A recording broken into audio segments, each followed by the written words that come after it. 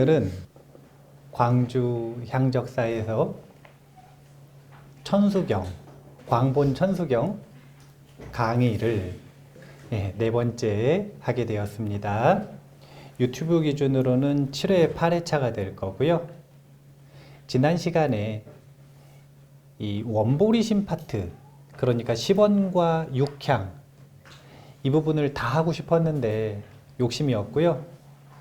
이제 오늘 남은 원보리심 파트를 하고, 그리고 행보리심 파트에 해당이 되는 신묘장구 대다라니 이 부분을 간단하게 살펴보고, 그리고 마무리를 하는 걸로 하겠습니다. 지난 시간에 원화조득 월고해까지 공부를 했을 거예요.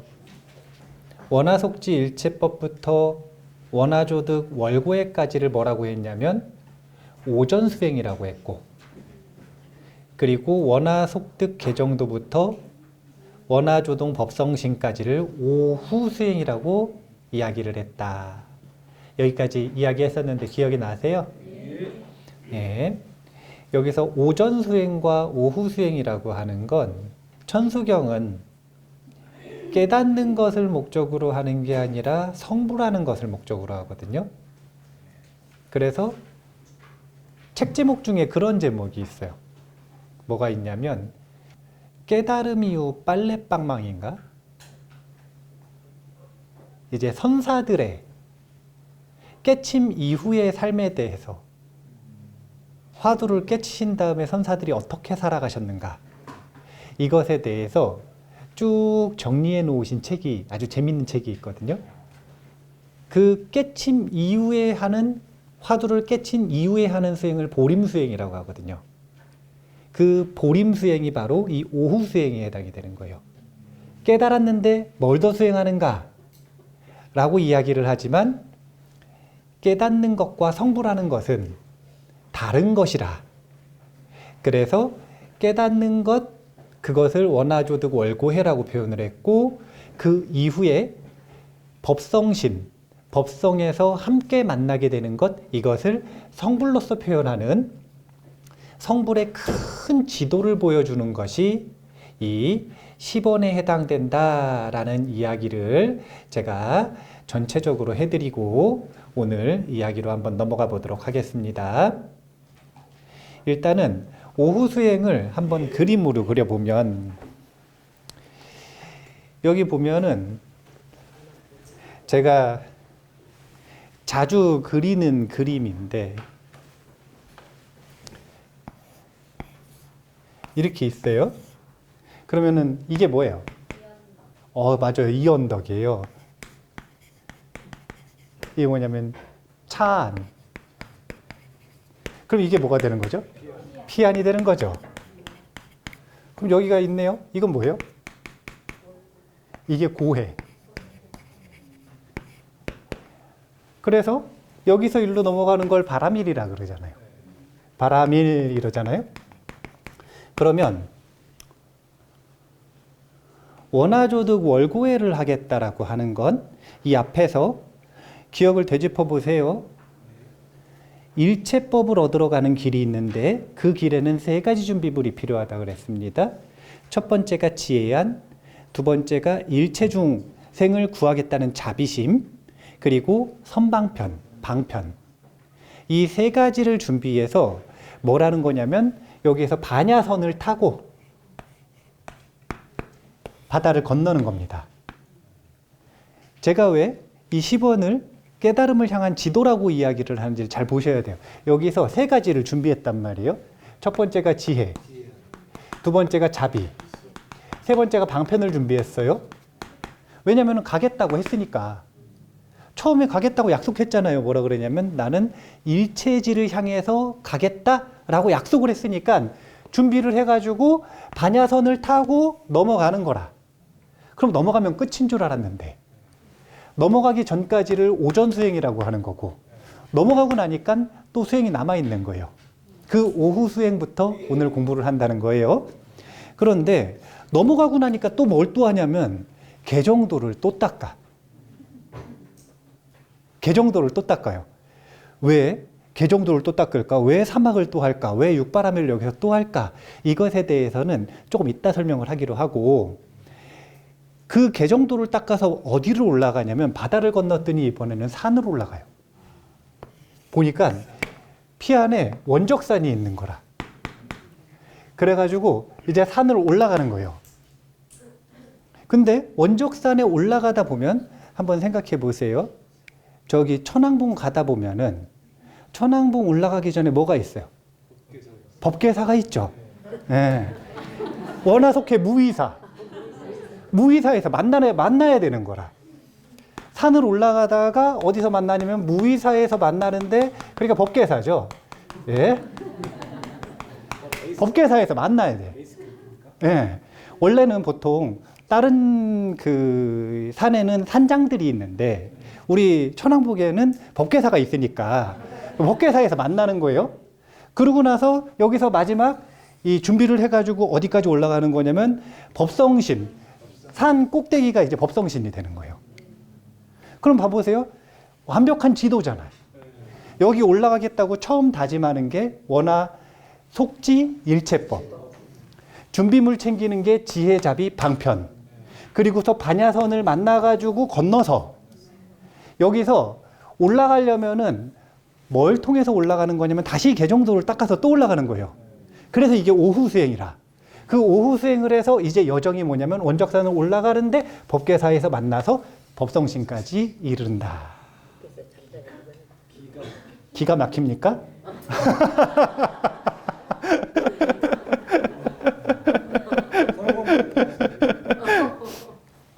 그러면 여기까지가 오전 수행이고 이후가 오후 수행이라는 말은 일단 이해는 하시겠어요? 그러면은 오후 수행이라는 게 도대체 뭔가, 이걸 일단 생각을 해봐야 되는 거예요. 오후 수행이라는 게 뭔가, 오후 수행인데 깨침 이후의 수행인데, 가장 첫 번째로는 그냥 아주 순박하게 교리상에서 해탈과 열반은 다른 의미로 쓰인다는 거예요. 해탈이라고 하는 건 아라한이 되는 걸 해탈이라 그래요. 그런데 열반이라고 하는 건 성불하는 것을 열반이라 그래요. 그러면 아라한이 된 이후에 해야 되는 수행이 있을 거 아니에요. 그걸 대승에서는 오후 수행이라고 표현을 하는 거예요. 열반으로 나아가는, 일체지로 나아가는 데는 두 가지 장애가 있다 그랬어요. 하나가 뭐냐면 번뇌장이고 다른 하나가 소지장인데, 이 번뇌장이라고 하는 것은 아라한이 되면 전부 풀린다. 그래서 해탈이라 그러는 거예요. 근데 아라한은 소지장을 풀질 못했어요. 소지장은 무슨 뜻이냐면 알아야 할 바를 아는데 장애가 되는 거예요. 그럼 일체를 알아요, 몰라요? 모르죠. 그래서 아라한은 뭘 모를 수 있냐면은 법우님 집에 숟가락이 몇 개 있는지 모를 수 있어요. 알아야 하는데 거기에 장애가 있어서 모를 수 있다는 거예요. 아라한은. 그런데 부처님은 알고자 하면 아시는 거예요. 이게 일체지자와 아라한의 차이라. 그러면 일체지자가 되기까지는 뭘 없애야 되냐면 소지장을 없애야 되는데, 이 수행을 첫 번째로 오후 수행이라고 한다. 그러니까 여기서는 굉장히 정직하게 깨달음을 해석을 한 거예요. 말하는 깨달음은 아라한이 됐어야 깨달음인 거라. 또는 아라한에 준해야, 그래야 깨달음인 거예요. 그런데 이게 중국 불교로 오면서 선불교에서는 조금 느슨하게 해석되기 시작했어요. 도노라고 하는 단어에 대한 해석인데, 보조국사 진울 스님이 도노점수라고 하는 하나의 단어로 도노돈수, 도노점수, 점오점수 모든 걸 다 통틀어서 하나로 해석을 하시거든요. 모든 것은 그냥 다 도노점수일 뿐이다. 이렇게 해석을 하시는데, 수심결에서. 근데 여기서 말하는 도노라는 게 무엇인가? 이걸 보면 요 깨달음이 조금 느슨해졌어요. 실제로 족쇄를 전부 풀고 해탈해야 깨달음이 아니라 뭐냐면, 족쇄를 풀지 못했지만 자기의 자성, 불성에 대한 분명한 경험이 생기면 이것을 도노라고 하는 거예요. 분명한 체험적인 경험이 생겼기 때문에 불성에 대한 확신이 있어. 왜냐하면 들어서 하는 게 아니라 체험적으로 하니까. 그러면 본인이 무엇을 수행해야 되는지를 분명하게 알았으니까 그 이후에 일로 다시 나아가기 위해 수행을 하는 걸 점수라 그래요. 이거는 마치 뭐와 같은 거냐면 수행하는 목적을 알고 수행하느냐 모르고 수행하느냐의 차이인데, 보조국사 진울스님은 도노 없이 수행하는 건 우치선이다 이렇게 얘기했어요. 어리석은 수행이다. 왜냐하면 뭘 해야 되는지를 모르고 수행을 하니까. 그런데 도노 이후에 하는 수행은 아주 지혜로운 수행이다 이렇게 얘기하셨어요. 그러니까 두 번째는 도노 점수 이렇게 이야기할 때 여기서 말하는 도노는 뭐가 되는 거냐면 해오라고 표현을 하는데 이치로서 깨쳤다 이렇게 표현하는 거예요. 그럼 그 다음에 뭘 닦아야 되느냐? 번뇌에 습기가 남아있으니까 이 습기를 닦아나가는 걸 점수라 그러는 거라.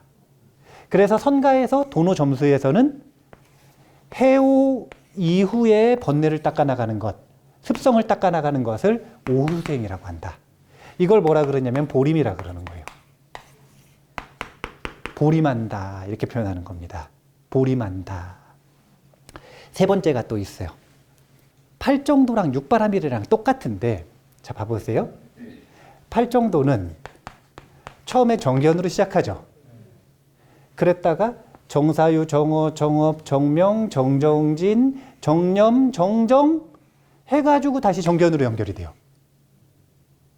그래서 순환구조, 바퀴로 표현을 하는 거거든요.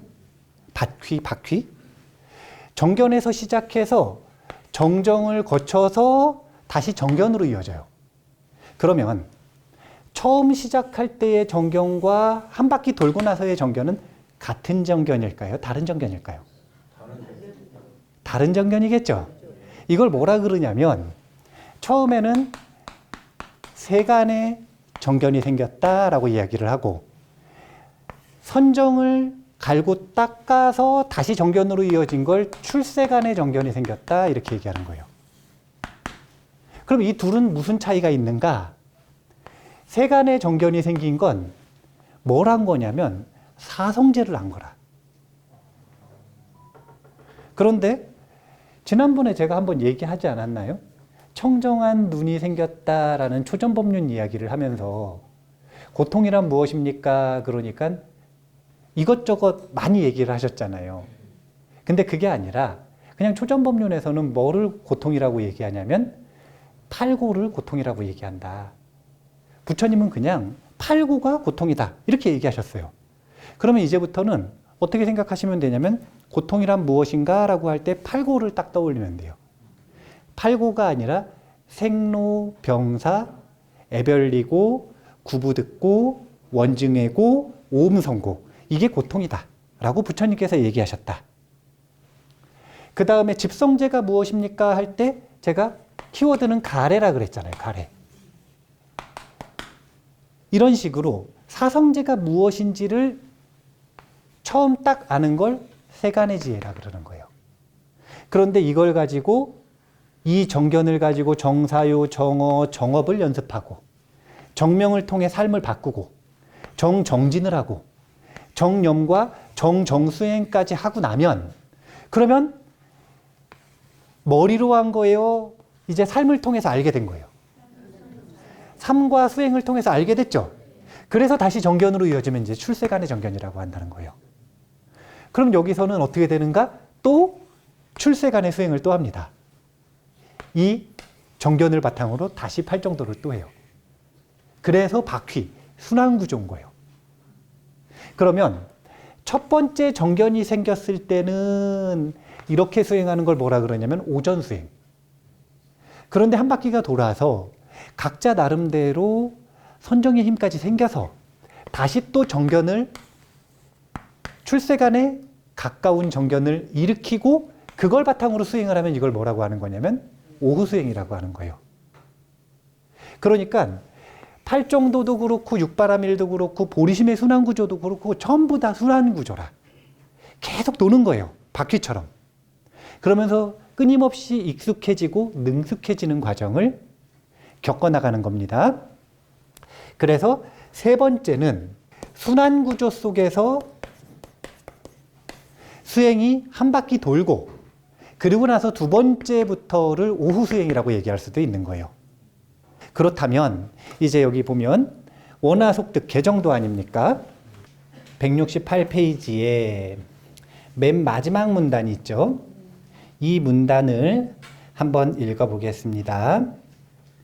10원 중 7원은 나무 대비 관세음 원화속득 개정도입니다. 서원 속 개정도를 무엇으로 해석하느냐에 따라 성불의 지도는 그 성격이 완전히 달라집니다. 현행 천수경만 놓고 직관적으로 이 문장을 보면 득 개정도의 내용은 개정의 사막을 가리키고 있는 것처럼 보입니다. 하지만 천수경이 대승경전이라는 점, 그리고 이 10원이 바로 보리심의 내용이라는 점 또한 광본 천수경 속 관세음 보살의 수행과 성격을 고려해 본다면 이 개정도는 사막이 아닌 육바라밀로 봐야 합니다. 그렇다면 사막과 육바라밀은 완전히 다른 것일까요? 앞서 팔정도와 육바라밀을 배대해 설명했듯 사막과 육바라밀은 수행 체계가 크게 다르지 않습니다. 다만 대승과 소승의 수행으로서의 상징성 때문에 이를 구분하는 것이 중요한 것입니다. 수행의 목표가 아란에서 멈출 것인지 성불의 길을 끝까지 갈 것인지를 가르는 상징이기 때문입니다. 자, 그래서 일단 해석을 할 때는 그냥 해석을 할 때는 원화속득 개정도 하면 당연히 개, 학, 정, 학. 근데 뒤에 뭐가 생략된 거냐면 해학이 생략된 거니까 개정의 사막으로 해석을 하는 게 직관적이지만 그런데 이 천수경이라고 하는 것은 보살 수행을 하는 것이기 때문에 보살 수행 속에서는 육바라밀로 해석을 하는 게 맞다라고 하는 부분을 이야기를 하는 거고요. 그래서 개정도를 어떻게 닦는가라고 하는 게 아주 중요한 문제여서 어떻게 닦는가라는 것에 대한 이야기를 한번 해보도록 하겠습니다.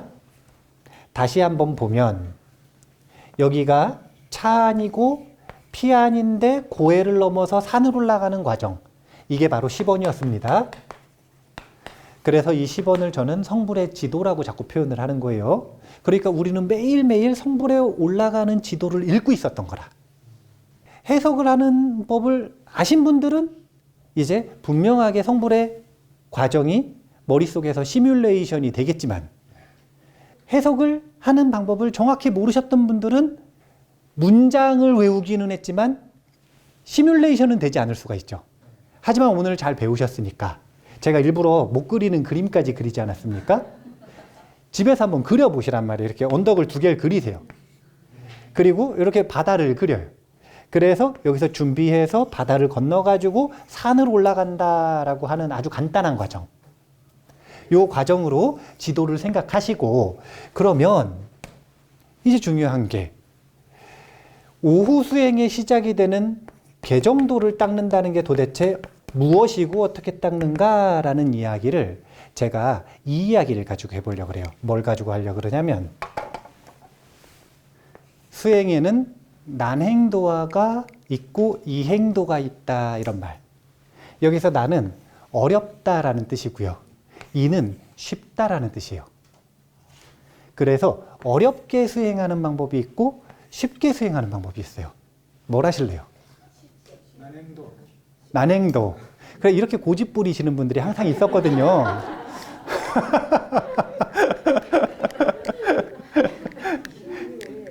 그러니까 용수보살이 대지도론에서 정리를 하시기를 용수보살이 아주 뛰어난 고승 아닙니까? 그러면 용수보살은 난행도로 수행을 하셨을까요? 이행도로 수행을 하셨을까요? 본인은 난행도로 이 수행을 하셨어. 근데 해놓고 보니까 난행도로 할 필요가 있다는 거예요? 없다는 거예요? 없다는 거라. 부처님도 똑같아요. 부처님 고행, 고난 하셨어요? 안 하셨어요? 근데 하시고 나니까 이거 할 필요 있대요? 없대요? 없다잖아요.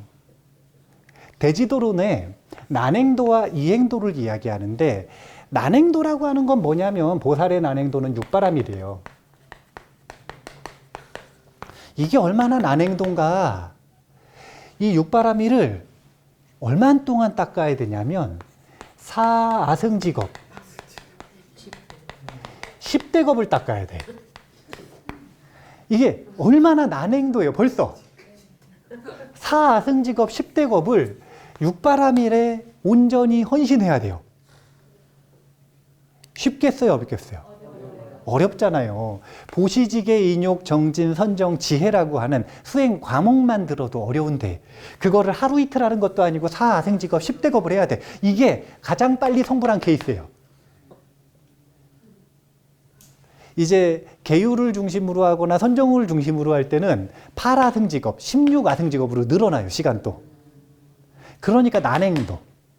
그런데 비유를 들기를 뭐라고 비유를 드시냐면 여기가 차안, 여기가 피안이라 그랬죠? 여기 바다가 있어. 고해인데 여기 배가 있어요. 그러면 이 배에서 모집 공고를 냈어요. 뭐라고 냈냐면 돈도 안 받을 거니까 타고 싶은 사람은 타면 여기까지 데려다 주마. 대신에 타고 싶으면 신청은 당신이 직접 해야 된다. 이렇게 얘기를 해가지고 여기서 지금 신청자를 받고 있어. 여기 건네주는 사람이 신청자를 받고 있어요. 그런데 여기 있는 수행자들이 그렇게 쉽게 깨달음을 얻으면 되겠느냐? 그래서 뭐라 그러냐면 자기는 수영을 해서 가겠대요. 여기 타면 확정적으로 보내줘요. 그런데 본인은 그렇게 수행하고 싶지 않다 이거예요.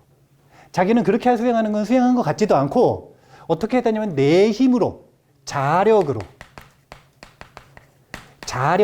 자신의 힘으로 바다를 건너야 수행을 한 것이다 이렇게 생각을 해서 나는 배 안 타고 수영해서 가겠다 라고 해가지고 다 빠져 죽는데요.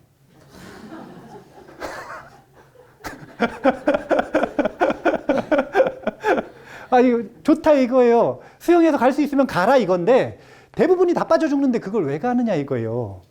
그냥 생각 하나 바꿔서 배 타면 알아서 여기까지 데려다 주는데 용수바살이 본인이 수행해서 깨치고 나니까 굳이 자력으로 빠져 죽으면서 이걸 할 필요가 없더라. 그냥 불보살의 위실력에 의지해서 타력에 의지해서 하는 수행, 이 수행을 하는 것도 아주 좋은 선택이다라고 권장해 주시는 게 난행도와 이행도의 설명 방법이에요. 그런데 물론 여기에 대해서 비판적인 의견들도 되게 많아요. 또 뭐라 그러시냐면 어떤 스님들은 뭐라고 얘기하시냐면 난행도, 이행도 이런 걸 나눠놔가지고 괜히 나눠놔서 난행도 그것은 근기가 높은 사람들이나 하는 것이고 나는 그런 근기가 안 된다라는 중생상에 사로잡히게 만들어서 난행도를 할 수 있으면서도 이행도를 선택하게 된다. 그래서 이행도는 자력으로 수행하는 문화를 망치고 있다 이렇게 해석하기도 해요. 이런 반대 의견도 있는 겁니다. 사람은 성향이 다 다르니까. 사람은 꼭 자기가 고생해서 얻어야 얻었다고 생각하는 사람이 있고 고생을 하든 쉽게 얻든 얻으면 최고다 이런 사람도 있고 물론 저는 이제 후자에 가까운데 그런데 이게 대표적인 난행도와 이행도에 대한 설명이라 용수보살의 설명이에요. 그런데 이 이행도가 결국은 뭐냐면은 연불을 대표로 한다는 거예요. 연불. 그런데 이 난행도와 이행도에 대한 설명 중에 또 재밌는 설명이 하나가 더 있어요. 그게 뭐냐면 법화경에 나오는 설명인데 법화경에서는 이 이행도로 제시하는 게 뭐냐면 오종법사행이에요.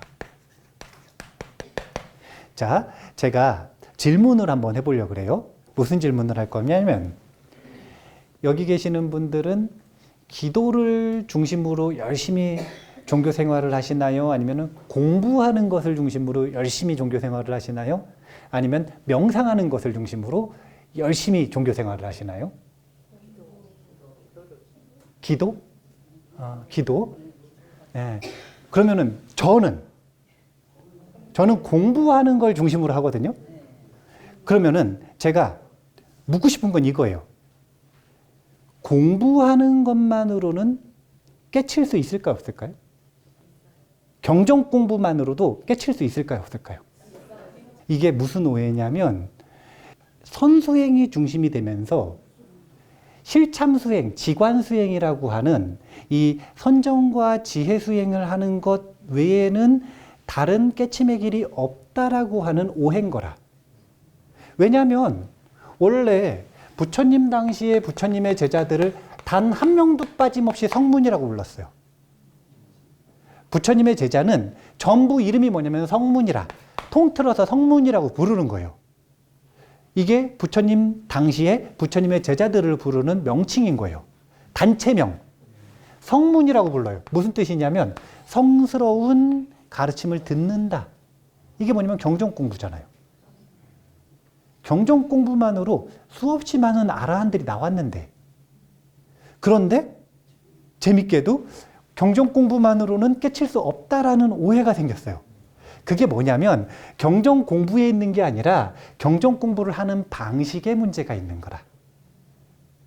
경전 공부를 하는 방식이 있어요. 방식. 금강경에도 나와요. 그리고 법화경에도 나오는데, 경전 공부는 어떻게 하는 거냐면 첫 번째 수지, 두 번째 독, 세 번째 송, 네 번째 서사유통, 다섯 번째가 위인해설이에요. 어떻게 하냐면 수지한다라고 하는 건 가르침을 받아서 지닌다는 뜻이잖아요. 이게 무슨 뜻이냐면 법문 듣는다 이런 뜻이에요.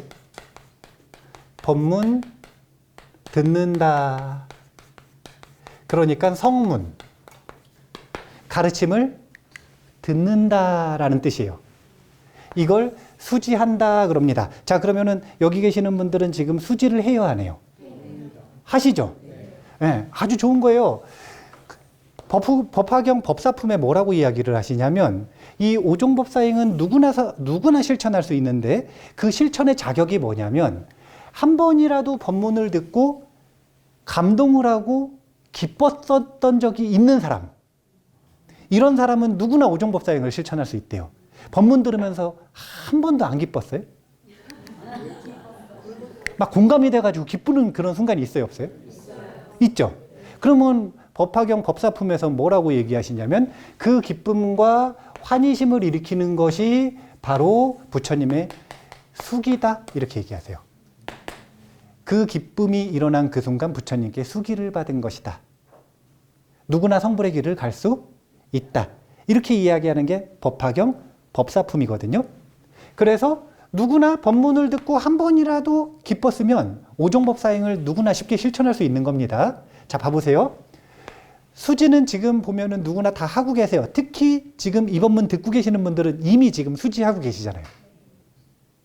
그쵸? 그런데 수많은 사람들이 여기서 끝나는 게 문제라.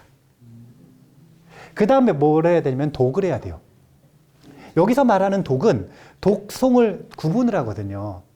그래서 요 독은 뭐냐면 독경이라. 독경.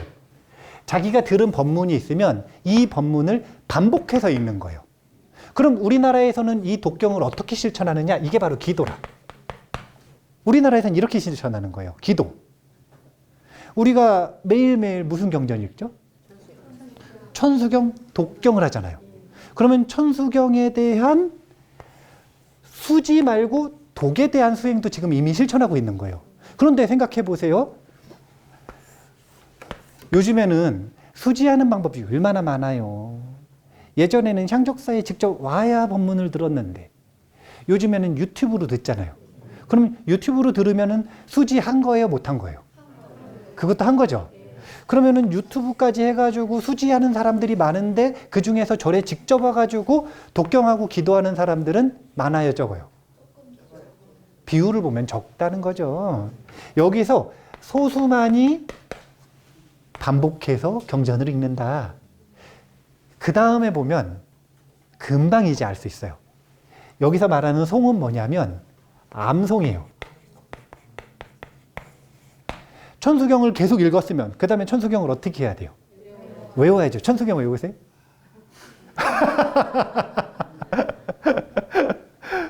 그러면은 천수경 중에 사구개만큼의 길이의 문장 외우시는 거 있으세요? 있으시겠지. 왜 대답을 못 하세요? 있겠죠. 있겠죠.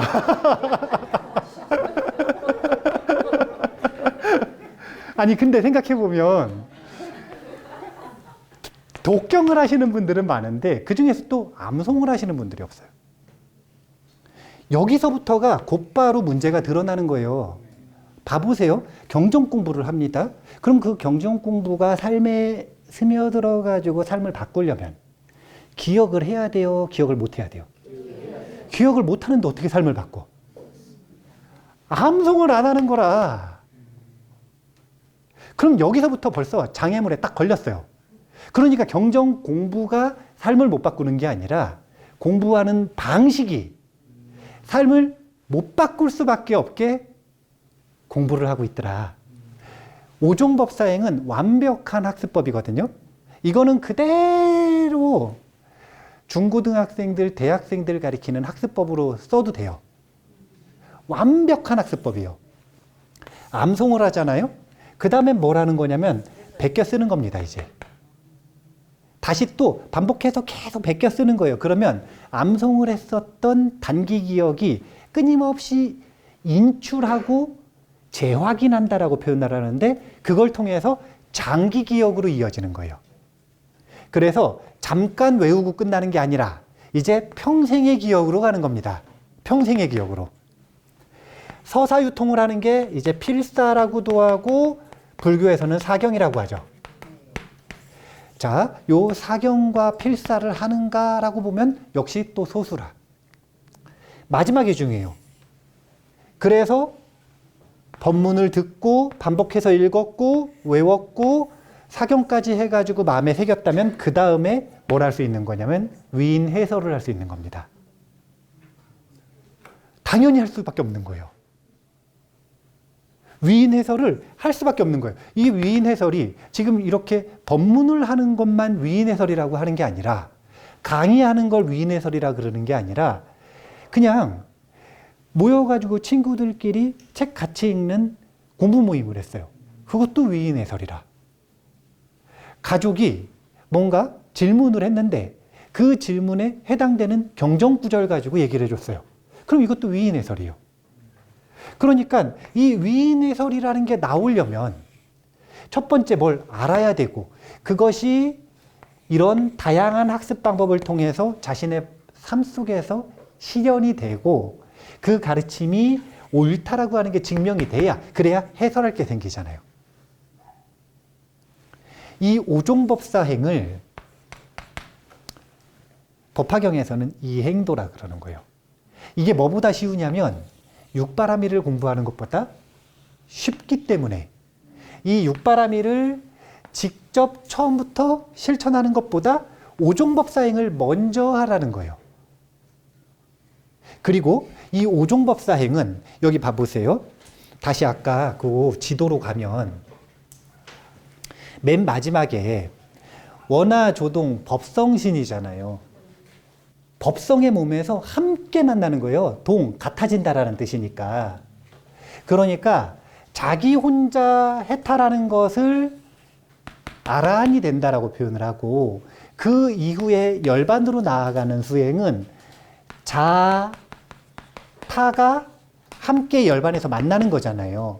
그럼 자타가 어떻게 함께 만나느냐라는 걸 놓고 볼 때, 즉 어떻게 보살행을 할까라는 것을 놓고 볼 때 쉬운 방법으로 제시한 게 오종법사행이라는 거예요.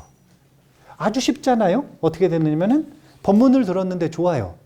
그러면은 지인이나 가족들에게 함께 듣자고 얘기하면 그게 수지법사행. 기도를 했는데 좋아요. 같이 하자 그러면 이게 독경에 대한 법사행. 경전을 외웠더니 아주 도움이 돼요. 여기서부터는 잘 안 하기는 하더라고요. 제가 맨날 외우자 그러는데 잘 외우지를 않으시는데 그래도 계속 권해야죠. 그러면 암송에 대한 법사행. 그 다음에 필사하고 사경을 했더니 너무 좋은 거라 같이 하자고 하는 거예요. 이게 법사행이에요. 자기가 알고 있는 걸 아는 만큼 알려주는 거. 이게 위인 해설에 대한 법사행이에요. 그래서 이 오종법사행은 경전 공부만으로 자신의 삶을 바꾸는 학습법이자 동시에 뭐냐면 중생을 구제하는 포교법이다.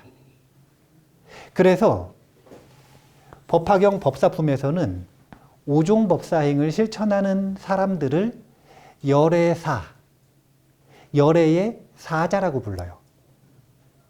자, 이 이야기를 왜 했는지 뒤로 넘어가서 해석을 해보도록 하겠습니다. 어디로 넘어가시냐면 196페이지로 넘어가겠습니다. 도산에 대한 이야기가 나오는 게 10원을 공부했으면 그 다음에 육향이잖아요. 육향이 뭐냐면은 아약 향도산으로 시작되는 이 육향에 대한 이야기인데 이 육향을 어떻게 해석할 것인가 라는 것에 대한 이야기인 거예요.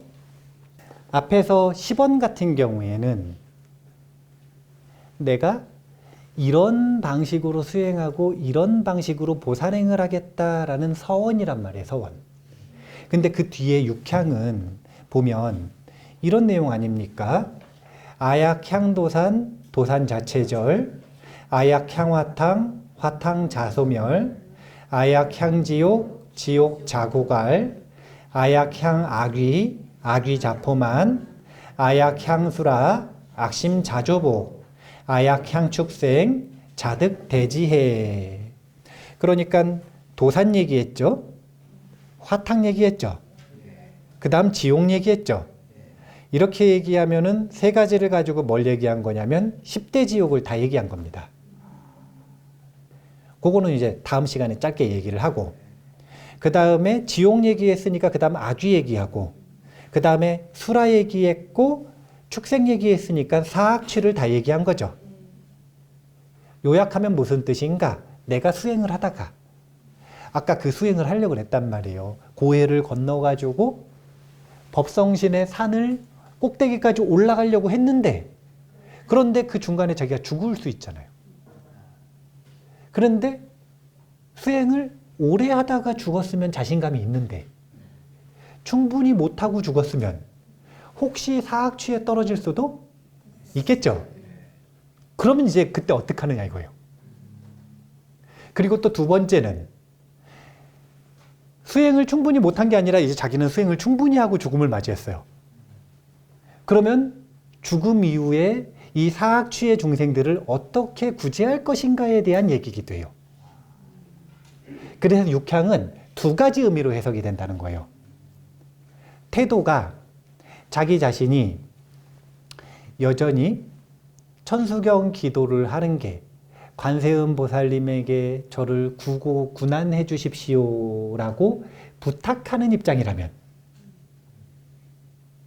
관세음 보살님에게 저를 도와주십시오라고 부탁하는 입장이라면 그러면은 이거는 중생이 보살님께 요청을 드리는 거잖아요. 그러면 자기 자신이 스스로를 지금 중생이라고 생각을 하는 것이기 때문에 내가 만약에 사악취에 떨어진다면 저를 좀 도와주십시오 이렇게 요청하는 거고 해석을 그렇게 하는 거예요.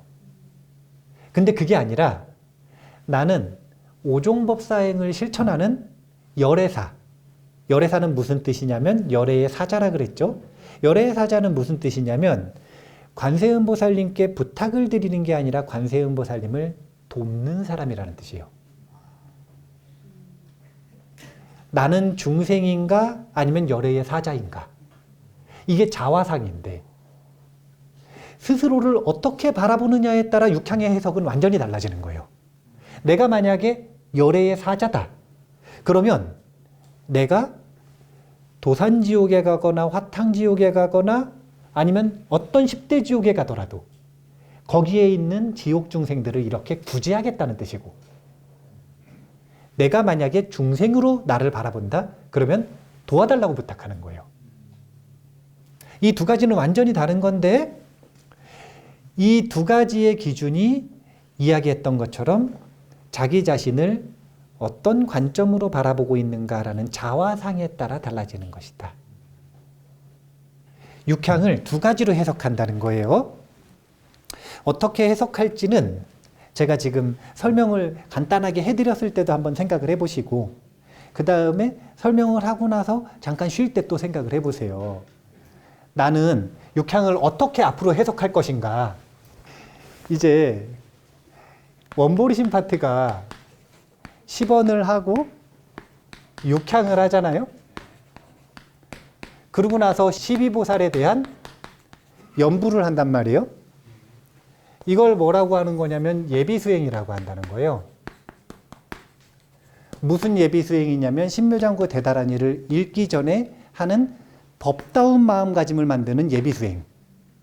그런데 10원은 우리가 내용을 지금 해석을 해보니까 지도라는 걸 알았단 말이에요. 지도. 성불의 지도라.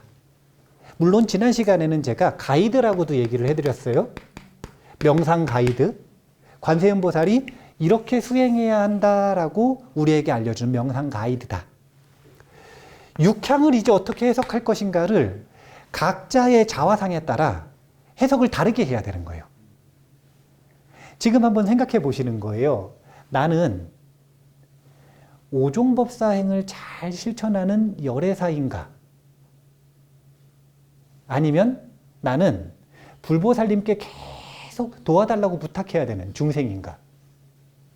나는 관세음보살을 도우면서 살아가고 싶은가? 아니면 관세음보살에게 도움받고 살아가고 싶은가? 이걸 솔직하게 하는 거예요. 지금 뭐 발표하라는 거 아니잖아요? 앞으로 본인이 천수경을 어떻게 해석할 것인가에 대한 갈림길이라. 만약에 자신이 관세음보살에게 도움을 받는 중생이라고 아직 생각을 한다면 어떻게 해석하는 거냐면 육향에 내가 만약 도산지옥에 떨어진다면 저를 좀 도와주십시오. 이렇게 해석하는 거예요. 그런데 그게 아니라 내가 열애사라. 열애의 사자로서 나는 관세음보살을 돕는 수행을 하는 사람이에요. 나는 부처님을 돕는 사람이라. 부처님께 부탁하는 사람이 아니라 부처님의 과업인 중생구제를 어깨에 짊어지고 함께 책임지고 실천하는 사람이라. 그러면 어떻게 되는 거냐면 그 마음가짐만으로도 해석을 어떻게 하는 거냐면 내가 만약 도산지옥에 가면 도산지옥이 무너지는 겁니다. 어떻게 해석할지를 생각을 해보셔야 돼요. 중생이라면 도와달라고 청원하는 것이고 해석을 이렇게 하셔야 돼요. 내가 만약에 열애사, 법사의 마음가짐을 가지고 있다? 그러면 이것은 다짐이자 서원이 되는 거예요. 내가 도산지옥에 가면 도산을 무너뜨리는 공덕을 가지겠다. 도산지옥의 중생들을 구하겠다. 어떻게 해석하실지 지금 마음속에서 딱 생각을 하시면서 지금 마무리하는 이야기를 하나 해드릴게요. 죽었다 살아 돌아온 분들 본 적 있으세요? 예전에는 돌아가셨다가 돌아오신 분들이 많았어요. 그렇게 돌아가셨다가 죽음의 세계를 보고 돌아온 사람들을 티베트 말로 델록이라고 부르거든요. 요즘 현대 언어로는 임사체험이라 그러는데 임사체험자들의 이야기를 한번 들어보면 우리나라는 이제 처음에 도산지옥부터 시작해서 10대 지옥의 시황들에게 심판을 받잖아요. 그런 세계관을 가지고 있어요. 일반적으로 대부분의 사람이 죽음을 맞이한 다음에 시황 앞에 가면 시황 앞에서 당당할까요? 아니면 벌벌벌 떨까요? 왜요?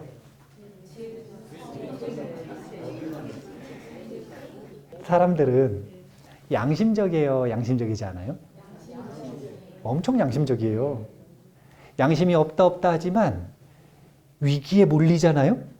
그럼 그 상황에서 엄청 양심적으로 변해요. 찔리거든. 잘 못 산 게 알거든요. 죄들이 자꾸 생각이 나는 거예요. 그래서 염라대왕 앞에 가면 벌벌벌 떠는 이유는 다른 게 아니라 죄 지은 걸 알아서 그래요. 착한 일 한 게 없고. 그런데 임사체험자들이 염라대왕 앞에서 벌벌벌 떨고 있는데 어떤 스님이 지나가는데 죽음의 왕들이 다 일어나가지고 심판 멈추고 가만히 일어나서 스님 가실 때까지 인사하고 기다리고 있는 거예요. 그럼 이 스님은 어떤 이유 때문에 죽음의 왕들이 업무를 멈추고, 죽음의 왕들이 멈췄다는 건 지옥에 있는 우두아방들이 고통을 주는 것도 멈추고 업무가 마비되는 거죠. 업무가 딱 마비되고 스님 지나가실 때까지 가만히 있느냐. 이제 델록 이야기 속에서 거긴 티베트 문화니까 티베트에서는 무슨 연부를 하냐면은 온마니 반매음 연부를 제일 많이 하거든요. 관세음보살 육자진언을 제일 많이 해요. 거기서는. 그래서 거기에 기록이 딱 나와요. 뭐라 그러냐면 저분은 온마니 반매음을 평생 동안 몇백만 번 외우셨고 그 다음에 얼마나 많은 곳에 돌에다가 온마니 반매음을 새겼고 온마니 반매음을 얼마나 많은 사람들에게 전달했고 우리말로 하면 연부를 얼마나 많이 했고 그렇기 때문에 그 공덕으로 죽음의 왕들이 일어나서 예경하는 것이다 라고 이야기를 하거든요. 자, 봐보세요. 우리가 예불을 할 때 종을 쳐요. 종송하잖아요. 파지옥진언하죠. 파지옥진언. 이 종소리를 듣고 지옥의 하늘이 깨진대요. 무슨 뜻이냐면 업무가 마비된다는 뜻이라. 공덕 있는 분들이 지옥에 딱 가면 일단 업무가 마비돼요. 그 순간에는 지옥이 아닌 거라. 그리고 나서 뭐라고 얘기하냐면 그 스님이 지나가시는데 딱 이렇게 지나가요. 그러면은 지옥에서 고통받던 중생들이 막 뒤에 따라붙어요. 따라가려고. 그러면은 지옥에서 고통받던 중생들이 막 따라붙는데 어떤 사람들은 가게 하고 어떤 사람들은 못 가게 해. 임사체험 하신 분들이 물어봐요. 죽음의 왕들에게. 누구는 보내주고 왜 누구는 안 보내주냐고. 누굴 보내주는 거냐면 그 스님의 모습이나 이름을 살아생전에 한 번이라도 본 사람들은 인연이 있으니까 그 공덕으로 따라가도 되고 아예 인연이 없는 분들은 연결성 있는 공덕이 없으니까 남으라 이거예요. 그래서 다시 잡거든요. 그러니까 스님들이 항상 기도할 때 뭐라고 하시냐면 내 이름을 듣는 이나 내 모습을 보는 이는 이 발언이 있죠. 이런 발언들이 그냥 하는 게 아니라 그 사후세계의 모습들을 그대로 반영해가지고 나오는 발언들이에요. 서로 상응하는 거거든요. 그런데 그런 공덕은 이 열애사가 가지고 있는 거예요. 중생은 이 마음가짐을 죽을 때까지 바꾸지 못하면 어떻게 되는 거냐면 심판을 받아야 되는 거고 열애사로 지금이라도 바꿔가지고 수행을 하시잖아요. 그럼 지금 그 공덕이 미약하더라도 지금부터 쉬운 수행, 오종법사행을 실천해서 보살행을 실천하시면 그러면 남은 생 동안 실천한 공덕으로 자기가 서원한 대로 내가 관세음보살님께 구제를 받는 게 아니라 내가 가는 곳에 나와 인연 있는 이들을 내 공덕만큼 구제해서 그들을 도울 수 있는 힘을 갖추게 되는 거예요. 제가 이 이야기를 왜 했는가? 다시 물어보는 거예요. 어떻게 해석하실 것인가? 육향의 내용 얼마나 쉽습니까? 아약향도산, 도산자체절. 도산절로 무너지고 이거 뭐 따로 해석할 거 있나요? 다 아는 해석이잖아요. 그럼 그걸 자세하게 해석을 할 게 아니라 그걸 어떤 방식으로 해석할 것인가 마음가짐을 결정해 보시라는 거예요. 나는 중생으로 관세음보살에게 도와달라고 할 것인가? 지금 도와달라고 하면 죽은 다음에도 도와달라고 할 가능성이 높겠죠? 나는 지금 딱 마음 바꿔가지고 나는 관세음보살님을 도우면서 살아가겠다. 어떻게? 오종법사행을 실천하면 된다니까요. 쉬워요. 할 수 있는 걸 하면 되니까. 열애사로서 마음가짐을 바꿔서 나는 불보살님의 고귀한 중생구제를 책임지는 사람이 될 것인가? 이것을 쉬는 시간 동안 한번 잘 생각을 해보시고 다음 시간에 제가 질문을 하면 올바른 답변을 하실 거라고 생각을 하겠습니다. 자, 그러면은 다음 시간에는 11보살에 대한 이야기하고 그 다음에 신묘장구 대다라니에 대한 이야기 좀 한번 해보도록 하겠습니다. 자, 10분 쉬었다 다시 하겠습니다. 감사합니다.